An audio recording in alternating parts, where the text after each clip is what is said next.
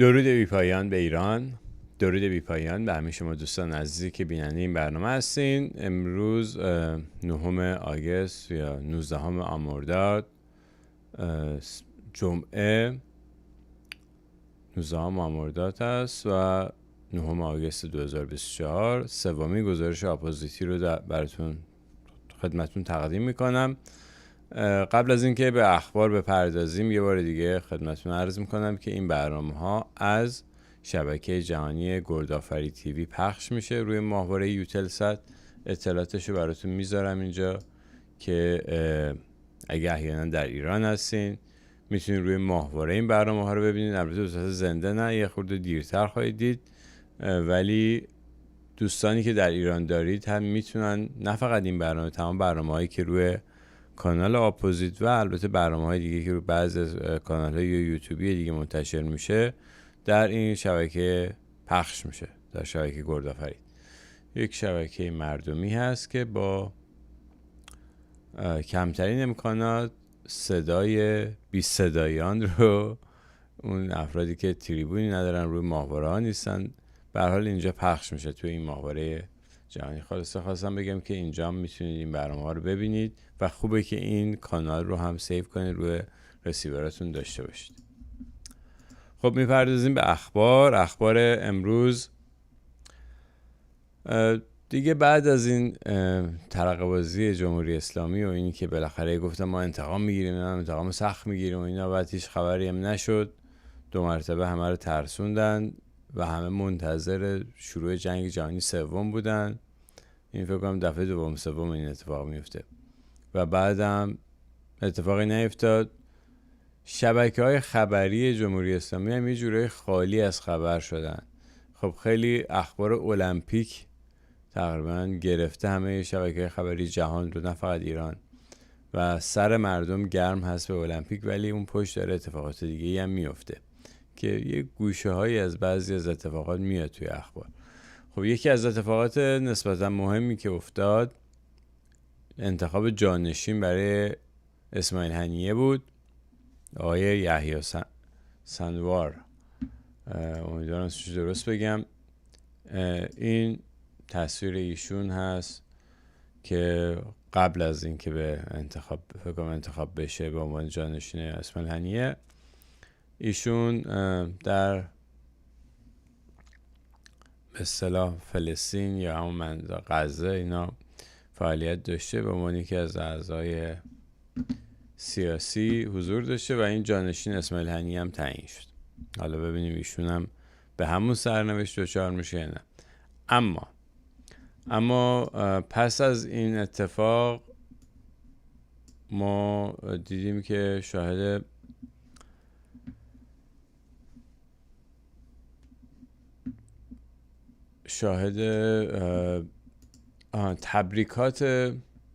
تبریکات مقامات مختلف جمهوری اسلامی بودیم، از فرمانده سپاه تا فرمانده ارتش تا رئیس مجلس.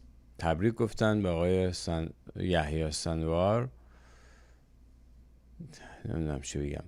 به هر حال این فرمانده سپاه و فرمانده ارتش که باید عزل میشدن به خاطر اینکه فرمانده قبلی حماس در زیر چشای اینا ترور شد و این ترور خیلی راحت بر اساس آنچه که در رسانه ها مطرح شد انداختن گردن اسرائیل هم گفت نه ما نبودیم. خب به هر حال باید برید تیم تحقیقاتی تشکیل بشه، یعنی الان خبری از تشکیل تیم تحقیقاتی هم نیست. حتی اگه اسرائیل هم زده باید مشخص بشه چه جوری زده، نمیدونم از کجا زده، با چی، هیچی معلوم نیست. همینجوری آسمالی رو هوا میگن اسرائیل بوده و همینجوری به هوچی بازی دارن روی این قضیه رو مایله میکشن که هیچ تحقیقاتی نشه. جسد اسماعیل هنیه رو هم نشون ندادن. به هر حال از نظر من به عنوان یه خبرنگار بی‌طرف این موضوع هنوز در حاله از ابهامه. داستان ترور اسماعیل هنیه مثل سقوط هلیکوپتر ابراهیم رئیسی، اونم یه جور ترور بود. اینا همه در حاله ابهامه چون هیچ تحقیقاتی انجام نشد، مشخص نشد که دقیقاً چه اتفاقی افتاده. این از این. و از اون طرف هم همچنان با تمام این آبروریزی که هیچ کاری هم نکردن اینا، تهدیداتی هم ضمنی میکنن. مثلا همین آقای قاآنی که 3 جلیقه ضد گلوله رو هم میپوشه، حالا اومده میگه که ما انتقام سختمون بعد به تأخیر میفته، ولی حتما ما از صهیونیست‌ها انتقام. حالا خوبه صهیونیست‌ها همینجوری دارن عوامل اینا رو تو اسرائیل و لبنان و این ور اون ور دارن میفرستنشون به دیار باقی، ولی هنوز از رو نمیرن. اون صادق لاریجانی هم به مناسبت روز خبرنگار باز 2 مرتبه حالا در متن این خبر تهدید کرده اسرائیل رو که مثلا انتقام سختی در کار خواهد بود و انجام میشه. و در کنار این اخبار یه اتفاق دیگه که داره میفته الان در جنگ اوکراین و روسیه، اخباری اومد بیرون در این 1-2 روز گذشته مبنی بر این که ارتش اوکراین به موفقیت‌های رسیده و ارتش روسیه رو عقب رونده. یه چند تا ویدیو اومد بیرون که من 2 تاشو انتخاب کردم کنارم گذاشتم. میگن مثلا 100 تا نظامی روسیه اینجا کشته شدن در این حمله. و میدونید جنگ های مدرن سلاح و تکنولوژی حرف اول میزنه توش و هر کس که سلاح برتر داشته باشه پیروز خواهد بود بدون هیچ اما اگری. و احتمالاً یه سری سلاح جدید به ارتش اوکراین رسیده و تونستن این پیشروی رو انجام بدن و سربازان روسیه هم گیر افتادن. اینی که هی از روسیه غول میسازن و میگن که آی روسیه اینجوری روسیه اونجوری، روسیه حتی در اوج جنگ سرد هم به لحاظ تجهیزات نظامی کیلومترها فاصله داشت از آمریکا و بیشتر میتونم بگم که خود آمریکایی‌ها بادش میکردن روسیه رو تا اون بودجه های هنگفتی که برای ارتش میذارن، برای پنتاگون میذارن، توجیه پذیر باشه. و البته بمب اتم هم خب یک وسیله ترسناکی بود که همه مردم دنیا رو میترسوندن که اگه تکون بخوری بمبای اتم روسیه میاد. و هر جور فعالیتی که میخواستن روی سرپوش بذارن یا به نوعی جلوشو بگیرن وصلش میکردن به کمونیستا، یه برچسب کمونیست روش میزدن و اینکه بمب اتم میاد و از این حرفا و اون فعالیت ها رو هم سرکوب میکردن. اتفاقی که در دهه 50 و 60 میلادی در آمریکا افتاد و بسیاری از فعالین رو خونه نشین کردن، فعالین اجتماعی، کسانی که مثلا از حق کارگر میخواستن دفاع بکنن و میخواستن مزایای بیشتری برای کارگرها بگیرن وصل شدن به حزب کمونیست، چون اونا مثلا مدعی هستن که از کارگرها، بگذاریم که وضعیت کارگرها بسیار اسفناکتر بود در تمام کشورهای کمونیستی حتی امروزش نسبت به کشورهای مثلا سرمایه‌داری.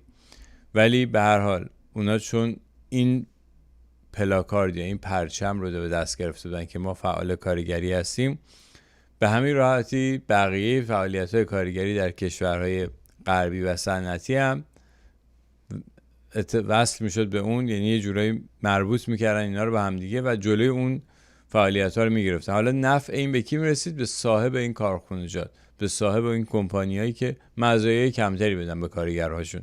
و هر کس که هر وقت یه تشکلی به وجود بیاد که بخواد حقوق بیشتری بگیره میگن اینا کمونیستن و اینجوری میگذرونن قضیه رو، از توش رد میشن و میتونن اون مزایا رو ندن. و ادامه این وضع رسید به اینجا که الان دیگه رسما چین کمونیست میاد در آمریکا یه کارخونه‌ای رو میگیره و قوانین خودش رو حاکم میکنه بر اون کارخونه. اون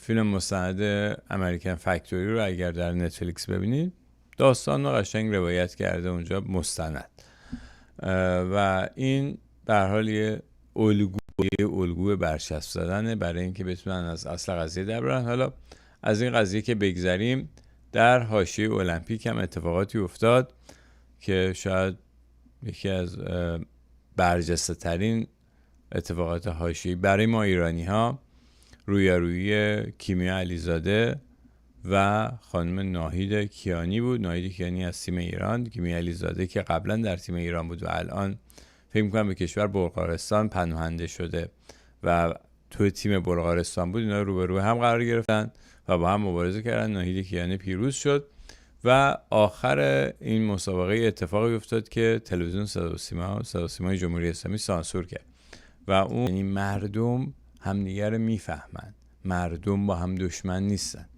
این شاید پیامی بود که داشت. یک ویدیوی دیگه‌ای که وایرال شد و در فضای مجازی چرخید، ویدیویی از یک دختر شجاع ایرانی در بویرحمت هست و این رو با هم ببینیم و بشنویم.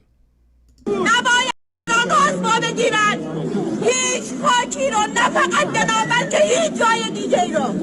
تمام ایران سرای ماستن و مرد یک پارچه با هم باید ایران رو از دست اهریمن نجات بده.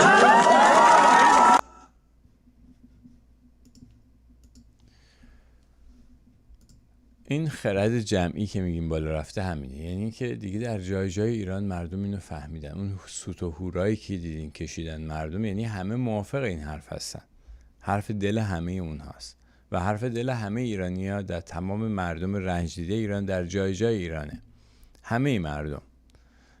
و این نقطه امیده. به نظر من این یک امیدواری بزرگ است که مردم اون خرد جمعی داره میاد بالا. هر کس دیگه، حتی اگه کشورهای خارجی بیان یه نفر رو انتخاب کنن از این ور بردارن 2 مرتبه ببرنش ایران، چون خرد جمعی رفته بالا، مطالبه مردم بالا رفته بالاتر، مردم میتونن به حقوق بهتری برسن، میتونن وضعیت بهتری برای خودشون رقم بزنن. مهم اینه که این سیستم دیکتاتوری جمهوری اسلامی، این چتر امنیتی که رو همه چی افتاده و همه چی رو گرفته، از بین بره. وقتی این از بین بره، اون سیستمی که میخواد جایگزین بشه بازم باید بیاد از یه جایی شروع کنه به ساختن و اونجا مردم آگاه اجازه نمیدن. یعنی به اصطلاح بار یا اون میله‌ای که روی سر مردم دیکتاتوری هم میذارن شکسته میشه و تا بخوام میله اون بار بعدی رو بذارن مجبورن بالاتر بذارن، چون خرد جمعی بالاتر رفته و این بسته به حضور و نقش مردم است. مسئولیت پذیری تک تک ما، هم همدیگه رو آگاه کنیم، همین که حضور داشته باشیم در میدان تا بتونیم حق بیشتری برای خودمون، خانوادهمون و آینده کشورمون بگیریم. و بعد یک ویدیویی از سایت انتخاب در توییتر منتشر شد. این ویدیو رو با هم ببینیم. یه صحبتی هست که بعدش روش میتونیم صحبت کنیم. انتخاب گزارش میدهد. ما می اومدیم به اسم افراد اثرگذاری تو توییتر بودن و همشون هم ضد انقلاب بودن و منافع داشتن فعالیت میکردن، اکانت درست میکردیم. بعد شروع میکردیم فعالیت کردن. یه عملیات روانی بود که آتش به اختیار داشت انجام میشد. بعد یه اکانت یکی از اسم یکی از اکانت ها توییت میشد، بقیه اکانت هایی که مثلا رفیقای اونم بودن اینو توییت میکردن. این اظهارات روح الله مومن نسب، دبیر کل تشکلی به نام جبهه انقلاب. خب ببینید دوستان عزیز، حالا البته در ادامه این گزارشگر انتخاب میخواد اینو وصل کنه به کسانی که مثلا ظریف و تخریب میکنن یا مثلا میخواد بگه ارتی سایبری اونان، در صورتی که اینجا خود این طرف برمیگره میگه که ضد انقلابن، یعنی دقیقاً به اپوزیسیون کار داره. و این اکانت هایی که میبینید یه دفعه خیلی هم پول فالوور میشن، مثلا 20,000 تا 30,000 تا 40,000 تا فالوور هم دارن به اسم جوانان مثلا محلات تهران که همه اینا گندش در اومد البته بعدن، جوانان من فلانجا و آدرس غلط دادن، پامکین، این اون خبرهای غلط میدن. 30,000 تا 50,000 تا فالوور دارن.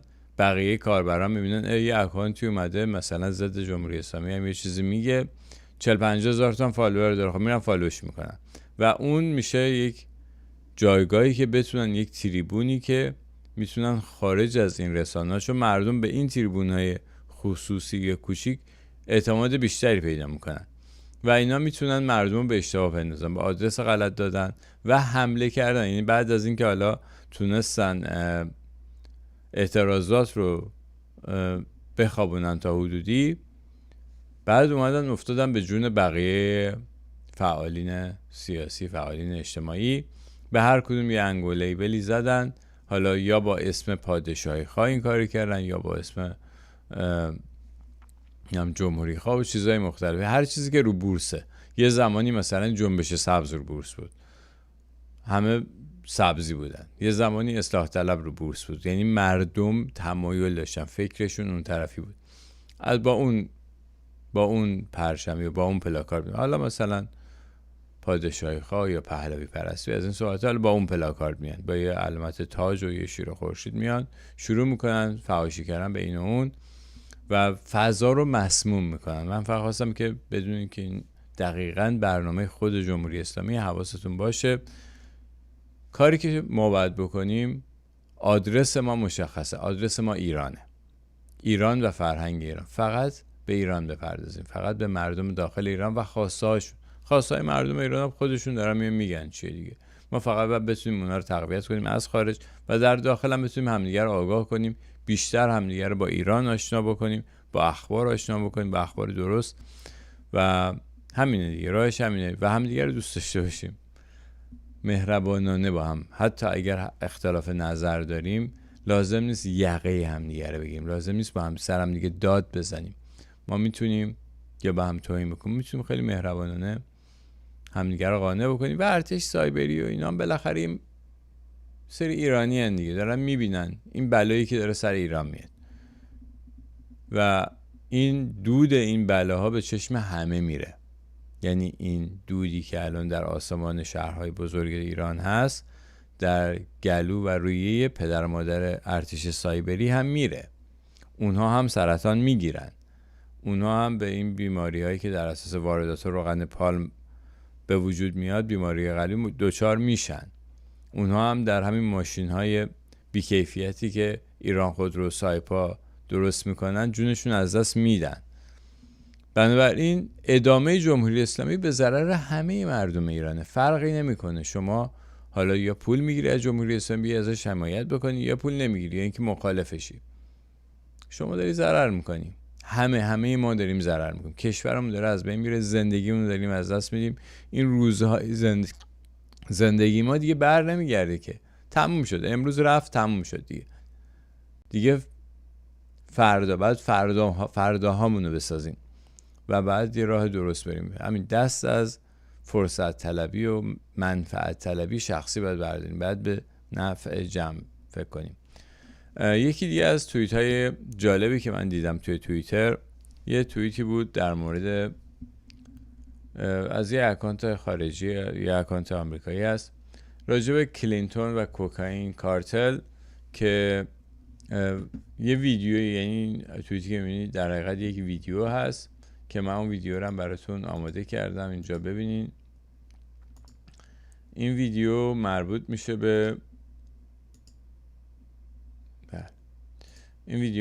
میشه به اون زمانی که بیل کلینتون فرماندار آرکانزا بوده و در اونجا یه فرودگاهی درست میشه که البته یکی از آپریشن های CIA بوده و اینها مواد کوکائین از نیکاراگوآ، از آمریکای جنوبی، از اتفاقا از یکی از بیس های پابلو اسکوبار می آوردن در آمریکا و در این فرودگاه خصوصی اونجا پخش میکردن. بعد در داخل آمریکا تو اون فیلم امریکن مید که الان عکسشون بغل گذاشتم، تام کروز بازی میکنه اون فیلمو، نشون میده دیگه چون این پرونده لو میره، چون این خلبانه فیلم میگیره از خودش، بعد از اینکه میکشنش اون فیلم ها منتشر میشه و این گند این قضیه در میاد. بعدن این داستان رو وصل میکنه و این تمام اینا داره در زمانی اتفاق میفته که کلینتون، آقای بیل کلینتون فرماندار آرکانزا، یعنی زیر چش فرماندار داره این اتفاق میفته. و خواستم فقط بهتون بگم که این فساد دولت مردان آمریکا تئوری توطئه نیست و این فساد به بقیه دنیا هم کشیده میشه. این اتفاقی که در ایالت آرکانزا افتاد، اینا چندین تن در سال کوکائین وارد آمریکا میکردن. در زمان ریاست جمهوری رونالد ریگان بود و حالا مثلا ریگان هم الان بعضیا مثل قهرمان بهش نگاه میکنن و بعدن وقتی که این قضیه لو میره میان توجیه میکنن، میگن که ببین ما این ما داشتیم اینجا این کوکائین می آوردیم ولی به خاطر این بود که میخواستیم نیکاراگوآ که دولتش به هر حال دولتی بوده که ضد آمریکا مثلا فعالیت میکرده، اونجا داشتیم به این شورشیان کنترا کمک میکردیم تا برن دولت نیکاراگوآ که یک دولت کمونیستی رو بیارن پایین. خب که البته داستان هم باعث شد جنگ داخلی رو انداختن تو نیکاراگوئا و نتونستن دولت کمونیستی رو بیارن پایین. برای کلی ماجرا داشت و بعدن که لو رفت قضیه این که داشتن به ایران سلاح میفروختن، الیور نورت و این مکفارلین داشتن به ایران سلاح میفروختن، گفتن آقا ما پولی که از ایرانیا میگرفتیم رو بردیم دادیم به کنتراها. یعنی اومدن در حقیقت این قضیه رو به کمک این ماجرای کنتراها اونم ماسمالی کردن که شما مگه این دیپلمات هاتون مگه اینا گروگان نگرفته بودن؟ مگه اینا تروریست نیستن؟ شما برای چی به اینا سلاح میدادین؟ اینم با اون ماسمالی کردن و تموم شد رفت. و البته اون رئیس اون زمان CIA قرار بود بیفته زندان، متا قبلش مرد فکر کنم خودش. و خلاصه قضیه رو سرمبندی کردن. رسانه‌ها مثلا اون زمان هالیوود بهش پرداخت، نه فیلم، هنوزم فیلم سینمایی راجع به ایران کنترل ساخته نشده. این همه ماجرا اینا سر هر چیزی فیلم و داستان درست میکنن، ولی اصلا رسانه‌ها به اون قضیه نپرداختن اونجوری که باید بپردازن و اصلا فراموش شد، کلا فراموش شد اون داستان. و خواستم فقط بگم که اینا تئوری توطئه نیست، اینا اتفاقاتیه که میفته. و اما خبر دیگه، 2 تا خبر نسبتاً بد هست. یکیش اینه که تغییر اقلیم دریای خزر یا دریای کاسپیان، دریای مازندران، تراز آبیش داره میاد پایین و این از کشورهای قزاقستان و روسیه، اینا رودخانه های اصلی، رودخانه ولگا و رودخانه اورال رو که بیشترین آب رو میریخته به دریای مازندران، سطح‌های زیادی روش زدن و بعداً فعالیت‌های نفتی که در این سمت انجام میشه، آلودگی‌هایی که وارد این دریا میشه، خلاصه زیست این بزرگترین دریاچه جهان هم داره به خطر میفته. کی ضرر میکنه؟ مردمی که اونجا زندگی میکنن. مردم ضرر میکنن. اون کمپانیایی که دارن نفت میبرن، سود در میارن از این اتفاق، هیچ اتفاقی براش نمیفته. بچه‌هاشون هم خداشون همشون یه جای امنی نشستن. سیاستمداران هم، رئیس جمهور این کشوران، نخست وزیر اون کشور یا به اصطلاح حاکمان این کشورها هم هیچ اتفاقی براشون نمیفته. سیاستمداران این کشورها هم ولی مردمی که اونجا زندگی میکنن دود این خرابی به چشم اونها میره. و خبر بعدی مربوط میشه به ایران خودمون که آتش سوزی جنگل‌های طرف کردستان، مریوان، اونجا آتش سوزی شد 2 مرتبه. یک داستان تکراری هست که همینجوری جنگل‌ها میسوزه. این واقعا یه نمادی هست از ایران. این ایران ماست که داره اینجوری میسوزه و ما هم دست رو دست گذاشتیم داریم نگاه میکنیم. این ایرانی که داره میسوزه و هنوز بعد از این همه مدت، این که بارها این اتفاق افتاده، ما حتی یه هلیکوپتر آبپاش نمیبینیم. هیچ امکاناتی در این مناطق مستقر نیست برای اینکه وقتی این آتش سوزی ها انجام میشه بتونه به موقع وارد عمل بشه و بتونن برن خاموش کنن. همین مبارزه با آتشی، همین اتفاقی که این همینقدر خاموش شدن آتش هم به همت مردمی که اونجا زندگی میکنن، با دست خالی.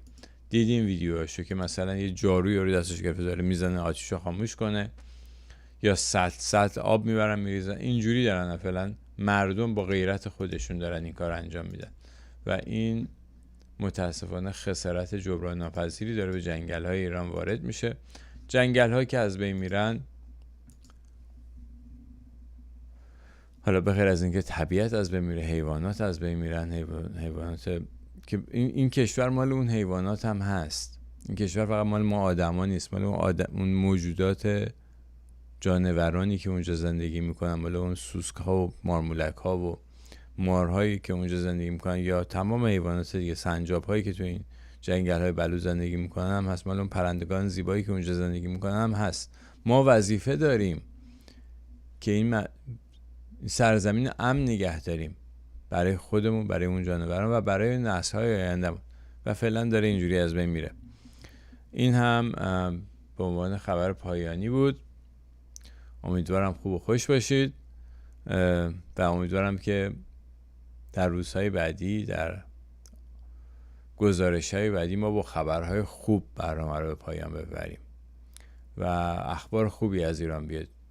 به هر حال نقطه امید حداقل من خودم میگم این آگاهی جمعی، این خرد جمعی مردم ایرانی که داره میره بالا و دیر یا زود ما شاهد سیل جمعیت میلیونی اطراف بیت ضحاک خواهیم بود و نیروهای نظامی هم غیرت خواهند کرد و مردم خواهند پیوست. از الان باید به فکر باشن. کشورمونه باید پس بگیریم. کشورهای خارجی، کمپانی‌های خارجی دلشون برای ما نمیسوزه، حتی میتونم بگم دشمن ما هستن و میخوان کشور ما رو از آن بگیرن، به خاطر اینکه سرزمین ثروتمندیه.